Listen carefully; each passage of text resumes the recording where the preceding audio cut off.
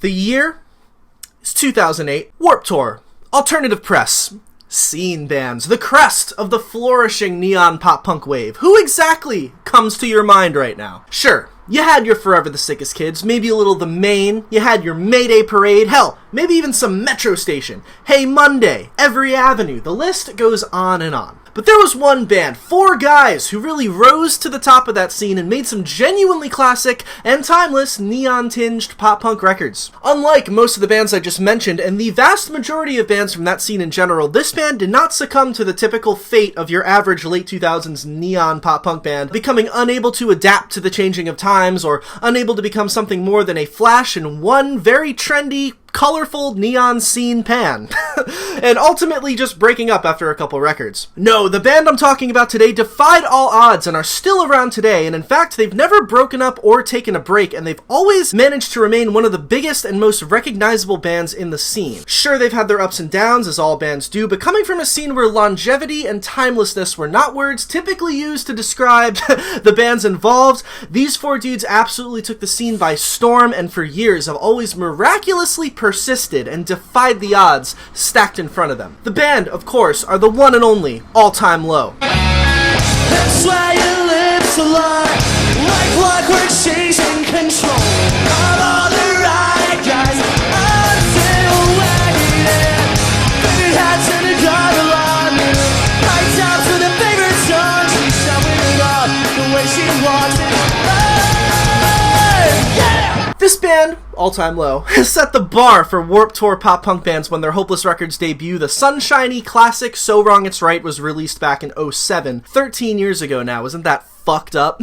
They followed that up in 2009 with a slightly poppier, yet way more developed and fleshed out Nothing Personal, and at that point, the band were simply riding a wave of non-stop hype and success. Shit was happening for them. The fans were stoked, the band was getting huger by the day, and it was being predicted that All Time Low would follow in the footsteps of, a Fall Out Boy or a Blink-182 and have real mainstream crossover success. In 2011, they attempted to do just that and released their 3rd album, Dirty Work, through major label Interscope Records, and despite it being all in all a great record, the band received major backlash from fans who believed the band had strayed a bit too far from their roots and were selling out by signing to a major. The goofy total flop of a lead single, I Feel Like Dancin', totally did not help the situation either. Took me by the hand and pulled me to the stairs.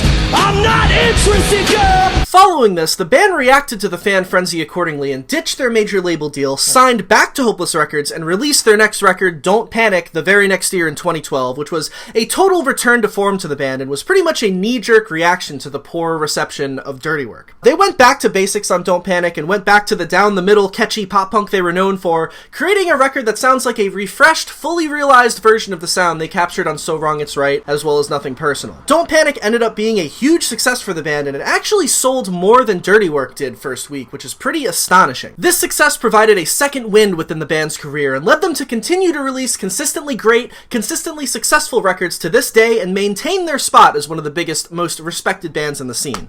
And yes, I do think Last Young Renegade is a great album, but I will get into that later. So, what exactly were the origins of neon pop punk's biggest success? And how did that lead them to such a fruitful career? Hi, I'm the Cozy Representative, and today, we're going to be exploring the early history of All Time Low. Let's fucking go, motherfuckers. Shut your mouth and listen closely. Silence is easy. Stop breaking harder than before. Because I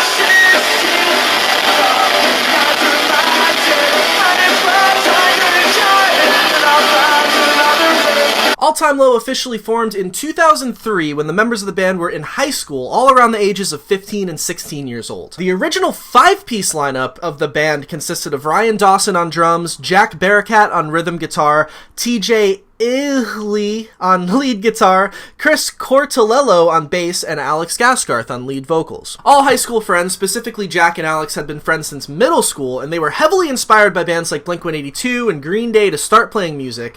And the original band got their start just covering songs by their heroes Blink and Green Day and Newfound Glory in Ryan Dawson's basement before eventually they started taking things a bit more seriously.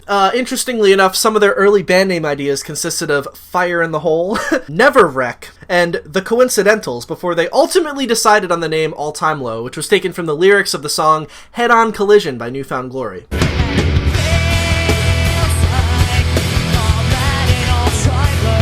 The following is an actual quote from the biography section of their old website, alltimelow.com, from 2003, regarding the change in their original lineup. Let's check it out. Quote, "As the months flew by, there became a noticeable difference in the amount of effort being put out by each member, and friendships began to waver. Chris and TJ decided to quit, probably for the best of the band and their own futures. From this point, there spawned a long period of time where absolutely nothing was happening, and the band was forced to lie dormant, lacking a bassist. However, much like a phoenix rising from its ashes, All Time Low was destined to rise again. Ain't that the truth?" Enter Zach Merrick. With hair almost as beautiful as Alex's, Zach was introduced to the band through a friend and fit perfectly. There was now a bond between all few members, and quality music was now being produced as a result.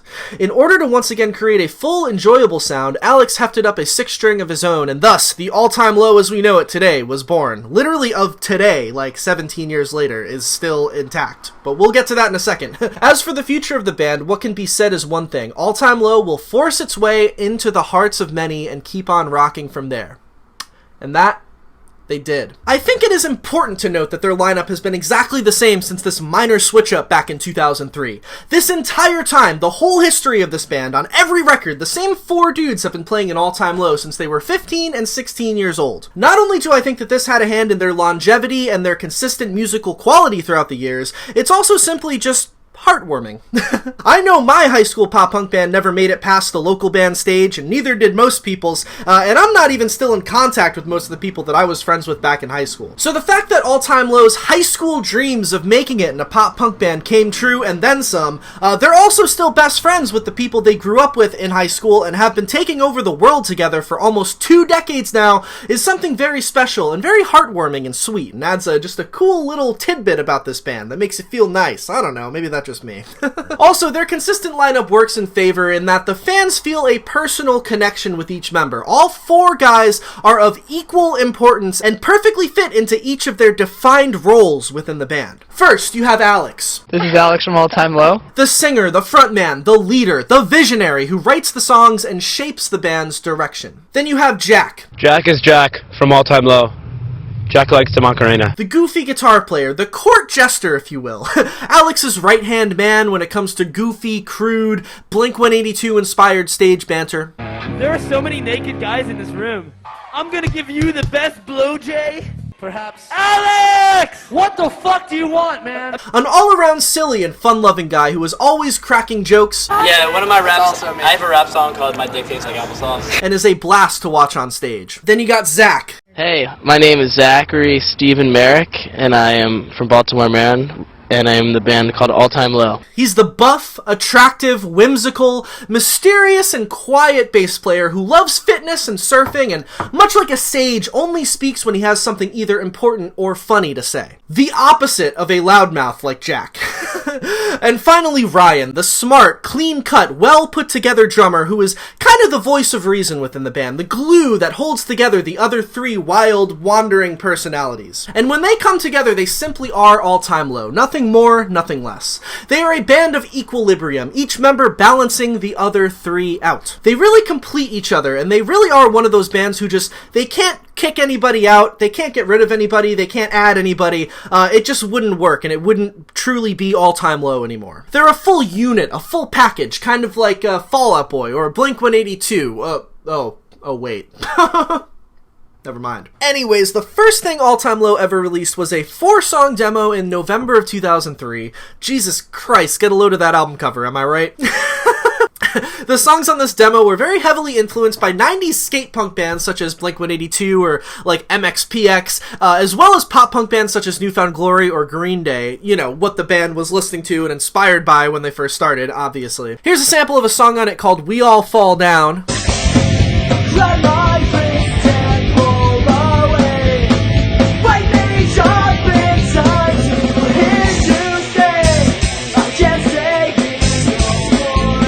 And another song called My Paradise. With me, I'll take you there to a place where we don't have to care. We'll sit and watch the world go by.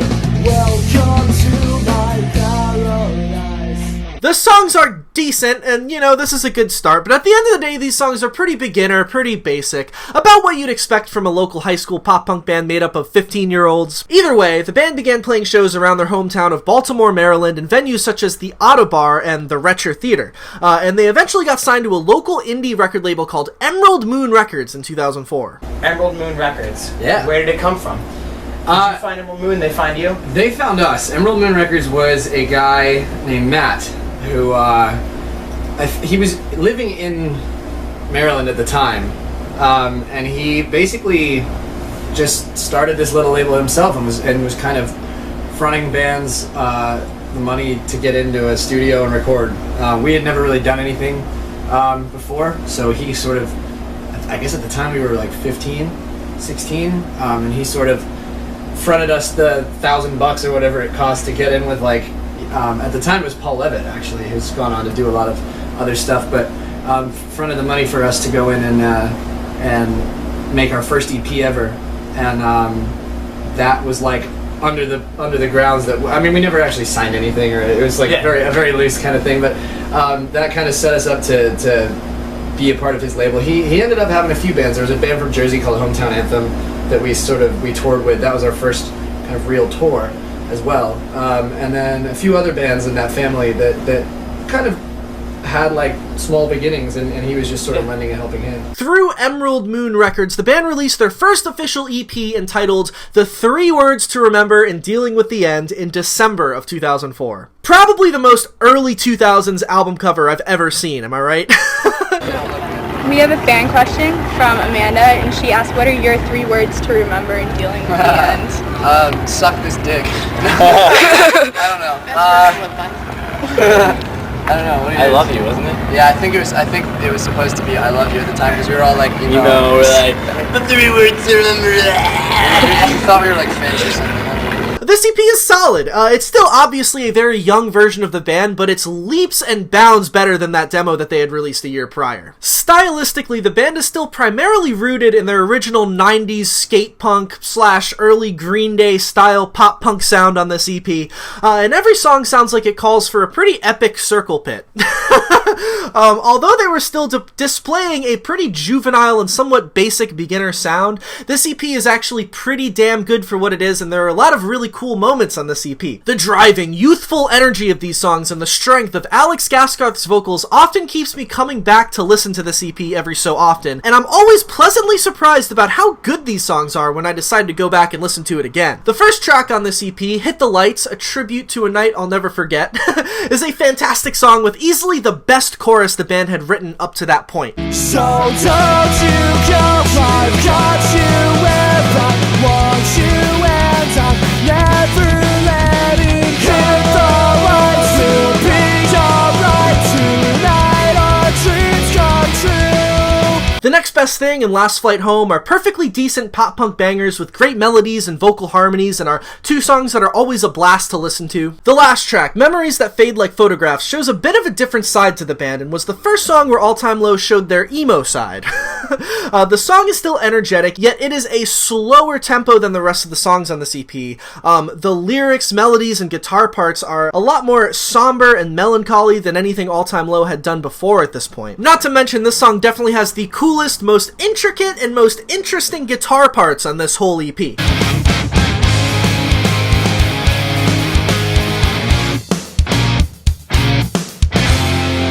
Also, interestingly enough, there is some screaming at the end of this song. I'm pretty sure this is the only time All Time Low ever featured screaming on a song. I have no idea who is screaming on this, but it actually works pretty well with the vibe of this song. It adds a nice, like, little closing part to this EP. I don't know, it's cool, it's different for the band, I like it. I hate to watch you cry. Following this EP, the band continued to play locally with bands like Underscore, Rookie of the Year, and The Receiving End of Sirens. Sometimes the band would even score a spot as the local opener for bigger bands like Midtown or Armor for Sleep when they would roll through. The band was also beginning to book small tours and play out of state at this time as well, fitting it around their high school schedule, of course.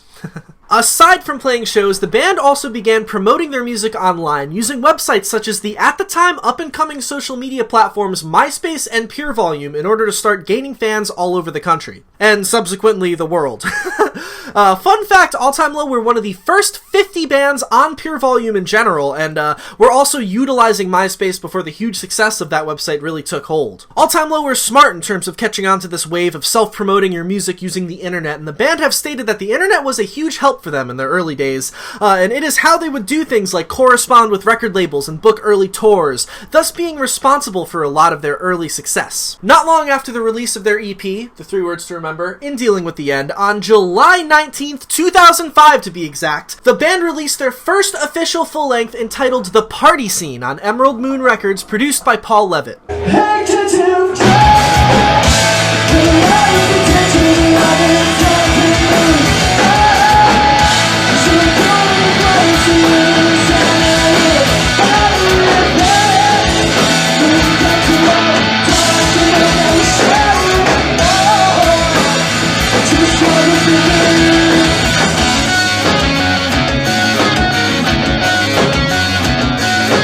Now, it's honestly a shame that the band hardly ever even acknowledges this album at this point, and usually do some revisionist history and refer to 2007's So Wrong It's Right as their first full-length, because The Party Scene, the true first all-time low full-length, is truly a slab of pop-punk heaven. I mean, seriously, what the fuck? This album is like one of the best pop-punk albums ever. First of all, the band really diversified their sound stylistically and sonically on this record, and really widened their scope of influence since their last EP. Instead of the early Green Day 90s skate punk circle pit vibes of The 3 Words to Remember, The Party Scene is a lot more reminiscent of more contemporary acts at the time, such as Fall Out Boy or Motion City Soundtrack. And it works way better for the band than the slightly more juvenile sound they had before. This album is really where All Time Low discovered their sound, and these songs are so good. They were setting themselves up to potentially become the next The Academy Is or Cartel, and spoiler alert, they obviously fucking did, and then some. And seriously, this is like one of the best pop-punk albums that came out in 2005. And do you know what other pop-punk albums came out in 2005? From Under the Cork Tree by Fall Out Boy. That came out in 2005. Chroma by Cartel. You know what year that came out? 2005. Almost Here by The Academy Is? 2005. Commit This to Memory by Motion City Soundtrack. Came out in 2005. All We Know Is Falling by Paramore. 2005. Phantoms by Acceptance? Yup, you guessed it. 2005. I could literally keep going on and on and on. But the point I'm getting at here is 2005 was an amazing year for pop punk, no matter which way you spin it. Probably the best... I would say the best year that whole decade in terms of the pop-punk genre. And The Party Scene, in my opinion, is right up there with those classics. Even if this album ultimately doesn't really get its just deserve, it does in my eyes, and let me break down why. First of all, this is about as raw and unhinged as All Time Low ever got on a full-length, and considering they got pretty notoriously squeaky clean and polished on their subsequent full-lengths, sometimes almost to a fault, it's really cool to hear this band actually sound like a real band playing live in a room on a record. Speaking of rawness, I gotta talk about Alex Gaskarth's vocals on this thing. Alex sounded a lot different on these early recordings, and this was the last release before he started singing in a slightly different style, and he never really sounded like he did on this album ever again. His voice is generally, for whatever reason, a lot deeper sounding on this record, which is strange. He seemed to have gone through some sort of reverse puberty throughout the course of All Time Low's career. Hey, can't you got a lot of potential? Hey, can't you got a lot of potential? Lipstick has a way of leaving more than just a mark on my sheets. Lipstick has a way of leaving more than just a mark on my sheets. But I've always loved the tone of his voice on this record. Something about the way his voice sounds just really works for their sound and really stands out and creates a lot of memorable moments. He sounds a lot more emotional and passionate on this record, whereas their later records he becomes pretty noticeably pitch-corrected and trades in the raw emotion he displays on The Party Scene for a more dialed-in, well-trained style singing, which is cool, and we will get more into that later, but hey, it's super cool to hear a raw, young Alex Gaskarth singing his balls off with passion. Although he may not have been singing properly during this time, it's undeniable that the dude had an immense amount of sheer raw talent. I'm sorry. Okay, the songs on this thing. The title track, The Party Scene, Circles and Breakout are about as good as pop punk can get.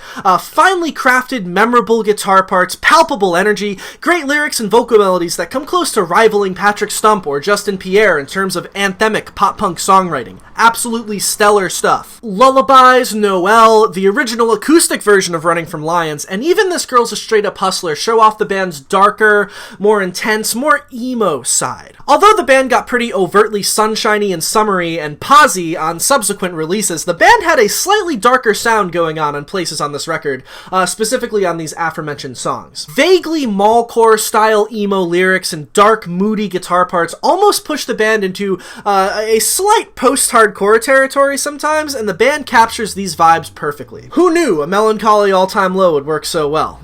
Lullabies is an absolute tearjerker of a song, and The Girl's a Straight Up Hustler is moody and has one of the most intense bridges and ending sections I've ever heard in a pop punk song. This is one of my favorite all-time low songs in general for that reason. The ending part, just the bridge and the bass lines in the song and the build-up and the intense explosion of an ending is just insane. I love it. Hometown Heroes, National Nobodies is a standout moment on this album if you ask me. A truly underrated track with a double-time punk beat and another seriously stellar chorus, absolutely catchy and captivating as hell. And of course, you have the ultimate ode to the MySpace era with the record's final track, or it might be a bonus track, I presume, Sticks, Stones, and Techno, with an electro beat and synthesizers and auto-tuned vocals galore.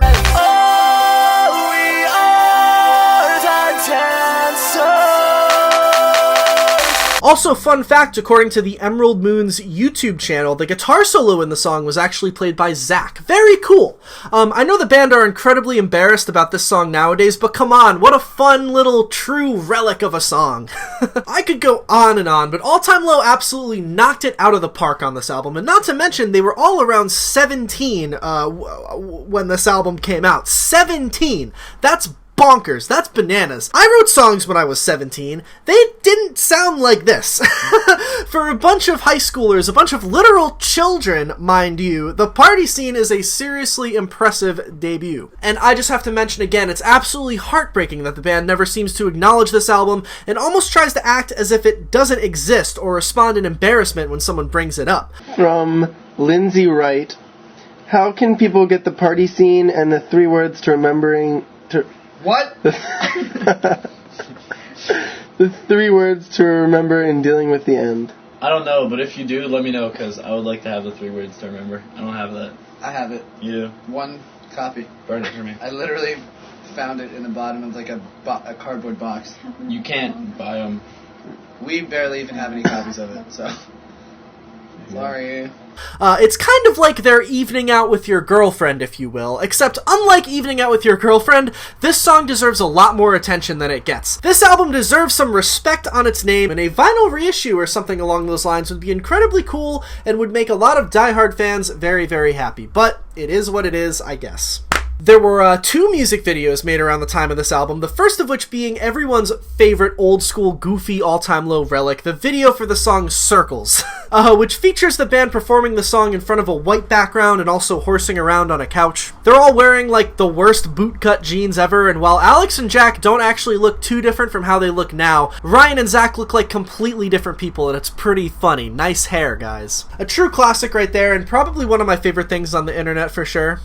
At least in the pop punk sphere. The second one is a lesser known, lesser talked about video for the song The Girl's a Straight Up Hustler, which features the band playing with a bunch of people surrounding them in some sort of party scene. Ha! And towards the very end, everyone moves closer and surrounds the band, and there's some people like dancing and making out, and then there's a bunch of balloons that come down. I don't know. It's a fun video. It looks cool. I like this video. They look a lot less cringy than they do in the Circles video, that's for sure. Like I said, when the band released The Party Scene at the tender age of 17, they were all still in high school, so the fresh-faced All Time Low were not able to tour full-time in support of the album. However, they did as much touring as they possibly could whilst not conflicting with their school schedules, while also continuing to play plenty of local shows around Baltimore. In fact, the first proper tour the band ever went on was around this time, in July and August of 2005, with fellow Emerald Moon Records band Hometown Anthem, a local band from New Jersey, in support of the release of The Party Scene. In fact,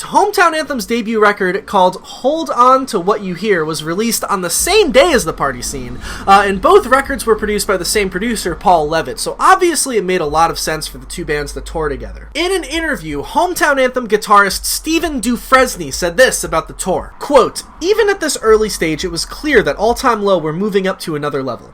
Outside of our areas, we were initially drawing a comparable amount of people. Over the course of the tour, you could see more and more people coming out for All Time Low. Their MySpace friend count was climbing at a rapid pace, various websites were talking about them, and the album was selling well on smartpunk.com.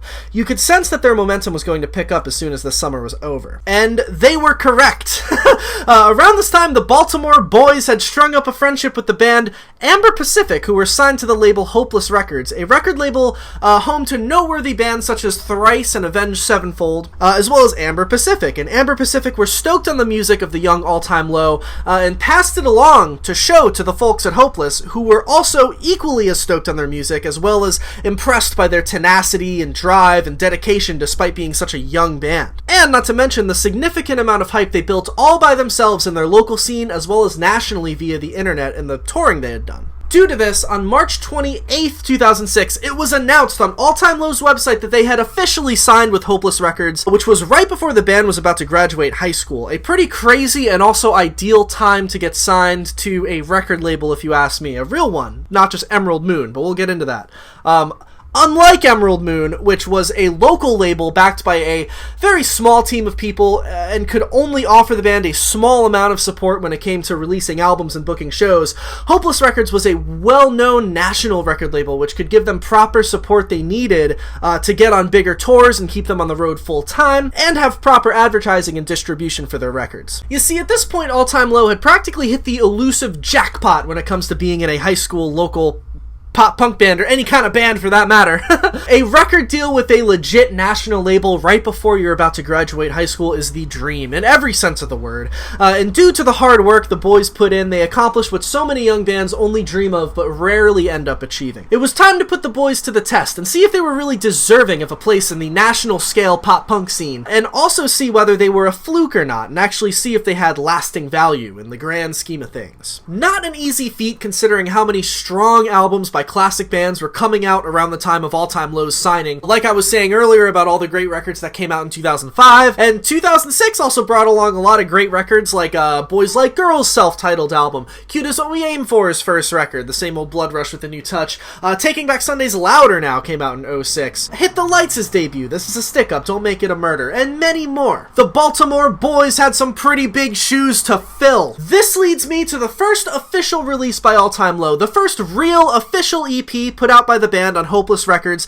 Yes, the 3 words to remember and the Party Scene are great records and deserve to be talked about when it comes to the career and discography of All Time Low. But to a lot of fans and oftentimes to the band themselves, this EP is where the real story of All Time Low begins. The EP in question is the iconic, the one and only Put Up or Shut Up. Let's go. I'm sorry.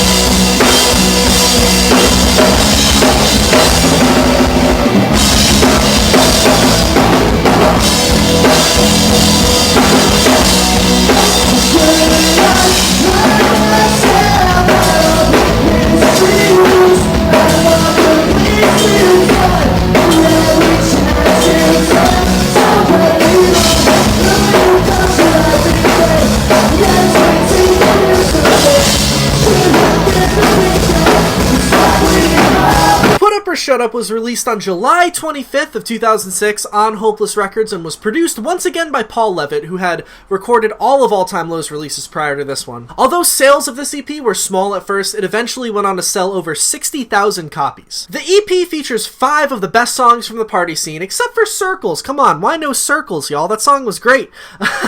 Re-recorded and spiffied up, and these recordings are definitely, without a doubt, way tighter and way more polished than the rough around the edges recordings on the Party Scene. scene. Now, whether this is a good thing or a bad thing is up to you, but I personally think the Put Up or Shut Up versions of these songs sound fantastic, and it's great to hear songs as good as these, you know, with proper professional production behind them and a tighter sounding, well-oiled All Time Low playing them. In fact, I really prefer the Put Up or Shut Up version of Breakout Breakout. You know, specifically, Alex really tightened up the vocal melodies and made it flow a lot better and stand out a lot more. However, the new versions of Lullabies and The Girl's a Straight Up Hustler on this EP, in my opinion, lack the raw emotion and intensity that the party scene versions of those songs had. Along with the 5 re-recorded songs, the EP also featured 2 new songs, Coffee Shop Soundtrack and JC Ray, which are 2 very solid from under the Cork Tree era Fall Out Boy influenced pop punk bangers, which were definitely the 2 best songs All Time Low had written up to that point, and to this day remain 2 very strong classic songs and fan favorites out of their whole discography.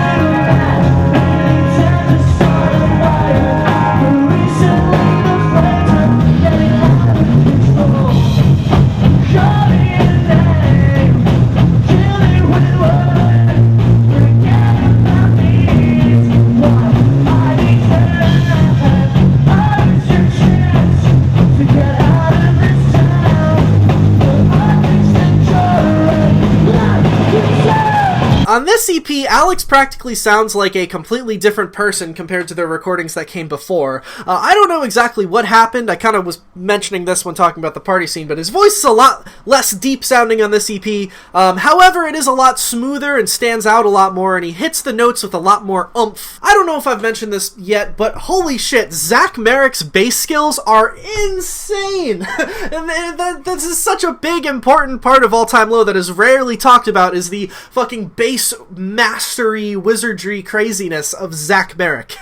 He plays fingerstyle, which is very different than most pop-punk bassists who typically prefer a pick, and he's not just playing the root notes either. If you listen to this EP with headphones, you'll be blown away. You'll notice he's doing insane bass lines all over these songs and going fucking crazy. It all sounds amazing too. I would even go as far as saying Zach was hands down the best bass player in the whole neon era of pop-punk.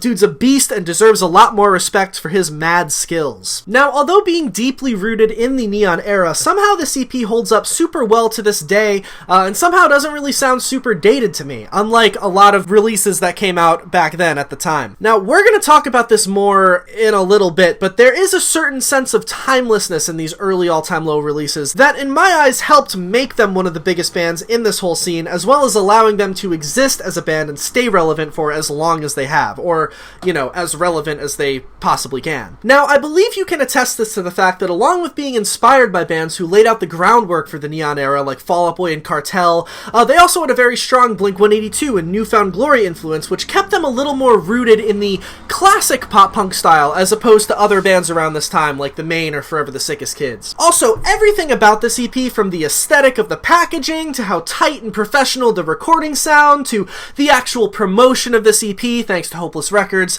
marks a defined line in the sand between All Time Low, the local band, which they were before, and the new signed national professional touring act All Time Low, which began on this release. So once Put Up or Shut Up was released, the band embarked on touring. National full-scale touring for the first time in their whole career, to be exact. The band went on the 2006 year of the Vans Warped Tour.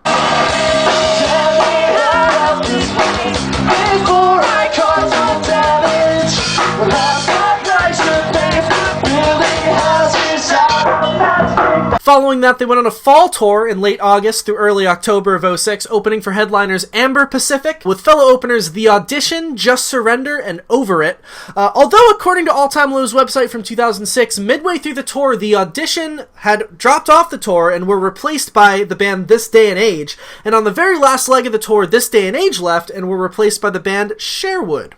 A cool tour package. That November of 06, they went on tour opening for the band Sugar Cult, who were headlining along with fellow openers Megan Dia and the Pink Spiders. Fucking great band. Does anyone remember the Pink Spiders? They were fucking awesome. Holy shit. And then February through March of 07, they went on tour with This Providence and Cute Is What We Aim For. During this time, and, you know, amidst these tours that the band were going on, they had begun the writing process for their next full-length record, which they officially went in to begin recording on April 17th, 2007, with Paul Levitt, yet again, who had recorded all their releases prior, as well as all-star scene producer Matt Squire, who had recorded albums such as A Fever You Can't Sweat Out by Panic at the Disco, the self-titled record by Boys Like Girls, as well as the first Cute Is What We Aim For full-length, The Same Old Blood Rush with a New Touch, which is actually how the band met and subsequently got in touch with Matt Squire. Cute Is What We Aim For had actually befriended the All Time Low Boys and had brought the whole band in the studio to do gang vocals on 2 songs on that first Cute Is What We Aim For record, Teasing to Please and Sweet Talk 101 to be exact. Unselfish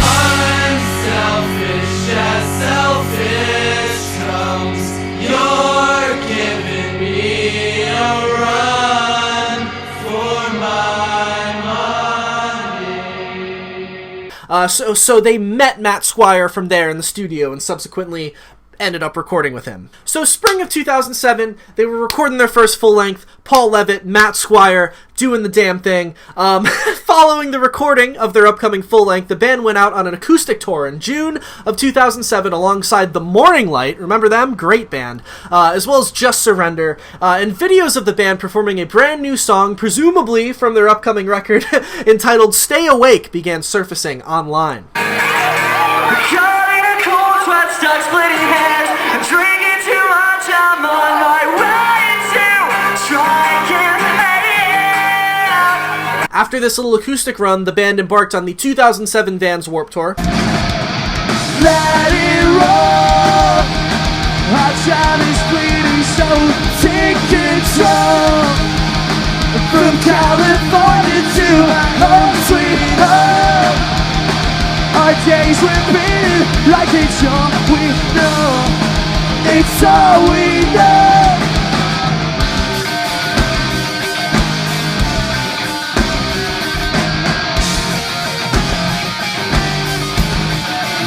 Finally, on September 25th, 2007, All Time Low's, well, technically second, but first real proper full-length, So Wrong It's Right, was released on Hopeless Records. It sold 14,225 copies in its first week of release, and it charted at number 62 on the Billboard 200, which are some pretty insane numbers considering this was their, first official full-length on a label, and considering they were pretty much a super small band in the grand scheme of things prior to the release of this album. To put that into perspective, Fall Out Boy's debut, Take This to Your Grave, failed to even chart on the Billboard charts when it first came out, so the hype was obviously very real for All Time Low at this time. In fact, by May of 2009, the album had sold over 180,000 copies, and it eventually went gold back in 2017. So Wrong It's Right was a very important album when it came out, a true landmark for the band, who were turning heads and blowing up quick.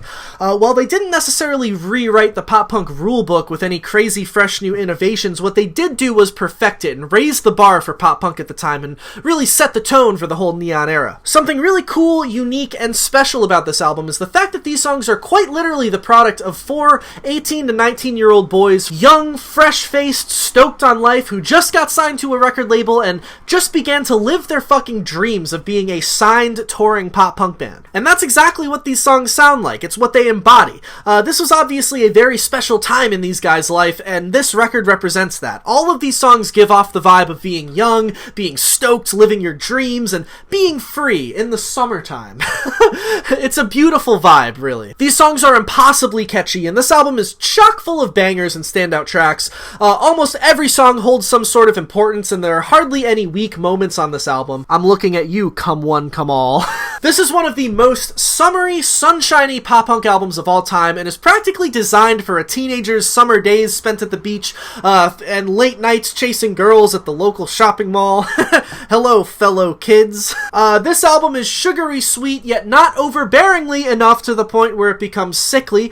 In fact, the band pretty much masters straight down the middle fun pop punk and stays rooted in classic influences such as Newfound Glory and Blink, while also retaining catchy neon elements of Fall Out Boy and Cartel, much like Put Up or Shut Up or The Party Scene, like I had mentioned. It's almost like they found their sound back on The Party Scene and just kind of made it stronger and stronger with each release leading up to So Wrong It's Right. This Is How We Do is an absolutely fantastic, energetic opener with a double-time punk beat and lyrics asserting the band's intention to take over the pop punk scene, which they did. Let It Roll is a great, super solid pop punk track with meaningful lyrics, including one of my favorite pop punk lyrics of all time. I'm always drawn to each horizon, when it's rising when it sets, but all I can think about is sex.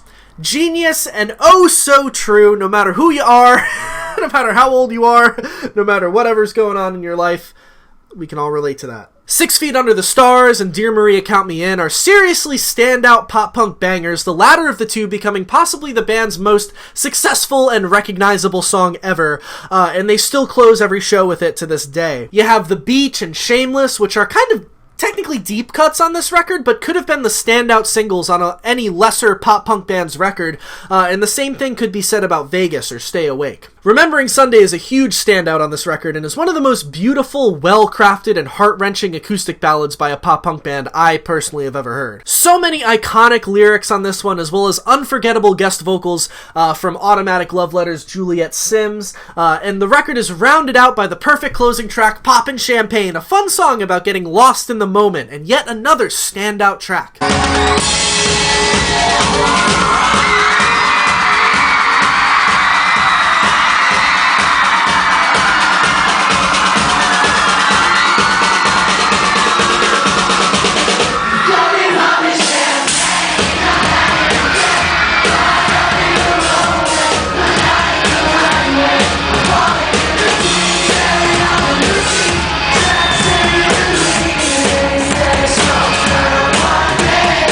The only real criticism I have of this record is that Alex Gaskarth's voice sounds a bit more robotic and pitch-corrected than it ever did in the past, and while he does have a great pop-punk tone and great enunciation throughout this record, his voice is super punchy and like down the middle, you know what I mean, which is great for a pop-punk sound, his voice is missing some of the grit and raw emotion he had on past releases, specifically The Party Scene, causing his vocal performances to sound a little too dialed in and lifeless and robotic in certain places. Regardless, to this day, So Wrong It's Right remains an incredibly strong record, and especially at the time, the importance of this record was felt on many levels. It's definitely one of the biggest and most revered albums from the Neon era, and it elevated All Time Low to a place where they were now a headlining act, and they were pretty quickly becoming really big fishes in the now small pond of Warped Tour level pop punk bands.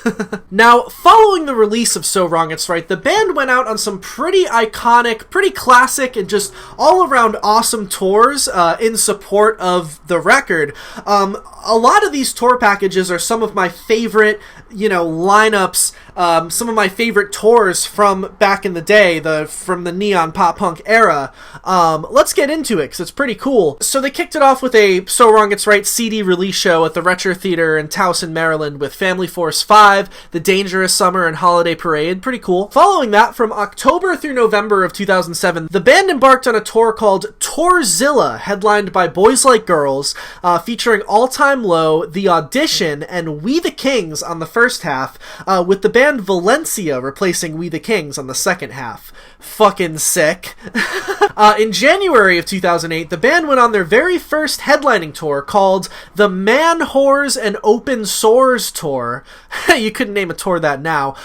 Featuring openers Mayday Parade, Just Surrender, and Every Avenue. Very fucking sick. In March and April of 2008, the band went out on the Alternative Press Tour. I believe they were headlining, featuring the Rocket Summer, The Matches, Forever the Sickest Kids, and Sonny Moore, who would later become known as Skrillex. A very interesting tour package for you. I believe that was right at the time that Forever the Sickest Kids were just starting to blow up as well, so that's pretty cool. They then did some dates in the UK with Cobra Starship and Broadway Calls. They did some dates on the 2008 Vans Warped Tour, third Warped Tour in a row.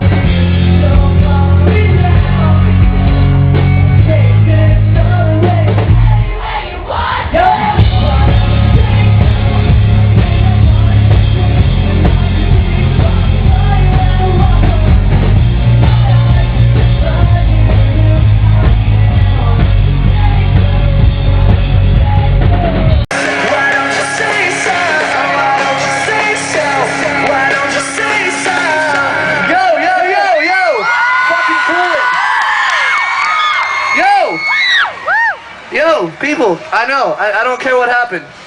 I really couldn't give a shit. Yo! Somebody please. Yo! Yo! Okay, two things. First of all, don't ever fucking swing at a girl, you prick.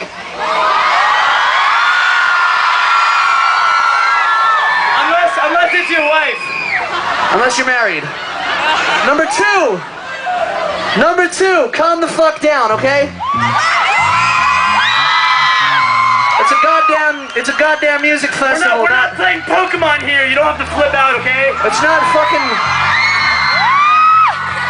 Save it for the monster truck rally, you guys. That's gonna be here next Saturday. Following this, the band went out on probably the most iconic neon pop punk scene tour of all time, which was called the Compromising of Integrity, Morality, and Principles in Exchange for Money Tour, or endearingly nicknamed the Sellout Tour for short, featuring our boys in All Time Low headlining, with openers Mayday Parade, The Main, and Every Avenue, or as I like to call them, the Four Horsemen of the Neon Apocalypse. Fucking sick. To top it all off, they finished off this record cycle, this touring cycle, by opening for the kings of it all, Fall Out Boy, in the spring of 2009 on the Believers Never Die Tour Part 2.